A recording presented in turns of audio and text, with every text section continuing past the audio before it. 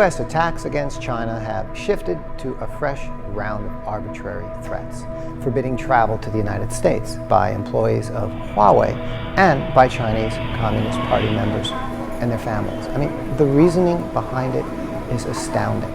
This escalating China-U.S. drama scares and saddens many international expats. Imagine how all this must feel for someone like myself. I'm an Italian-American living here in China for 21 years. A member of the American Chamber of Commerce, which encourages the important ties our businesses and families share here on the ground in China. And I have to watch American leadership act like this. It's another week, and Secretary of State Mike Pompeo took fresh aim at China again, saying the United States would impose visa restrictions on Chinese firms like Huawei that he accused of facilitating human rights violations. A telecom company. That telecommunications companies around the world should consider themselves on notice that if they do business with Huawei, they are doing business with human rights abusers. This is incredible. Pick a country and imagine them saying to you, if you do business with Verizon in the United States, you are doing business with a company and country that has killed millions of innocent civilians in Vietnam, Cambodia, and all across the Middle East. That is the warmongering history of the United States, is it not? And we must consider their human rights abuse and neglect with close to 1 million homeless people wandering America's streets. Yet another round of rescue packages puts most of the trillions where? To rebuild society? No. Once again, directly in the hands of the wealthy. The precious right to protest and complain shouldn't be necessary in the first place. That's the point.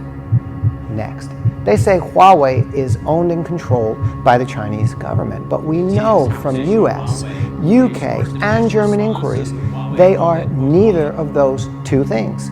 Did you know Huawei handed over its entire source code to be examined? Did you know they offered to sign a mutual no backdoor pact, and it was the other parties who wouldn't sign it?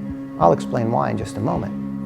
Mike Pompeo also emphasized the need to protect US citizens' data from Beijing. I have to stop here and ask, whose citizens' data needs protecting from whose government? This quote related to the recent decision which shot down the EU-US Privacy Act shows us what's really going on. Let's take a look. The core of the issue was on the contradiction between US law, which requires social media firms to hand over user data to its national security agencies. There it is, in plain sight. The very accusation which Huawei is not doing is exactly what the United States is doing to every American citizen. Here's another question. We all know that China doesn't allow Facebook and Twitter, instead going with its own Weibo and Youku and Douyin and WeChat. So we do understand there is competitive rivalry in the world. But answer me this. Have you ever heard China's government officials actively encourage and bully the rest of the world to ban, to stop using Facebook or Twitter or YouTube? We find ourselves in a world where the United States leadership and policy is indescribable. A fall from global leadership rooted in the old legacy of their imperialism and in such sharp contrast to the genuine good that America has done for the world.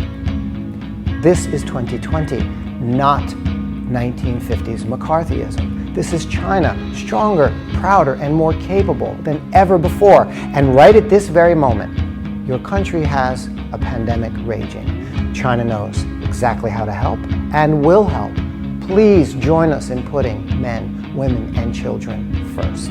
Stop the lies. Show some compassion and respect.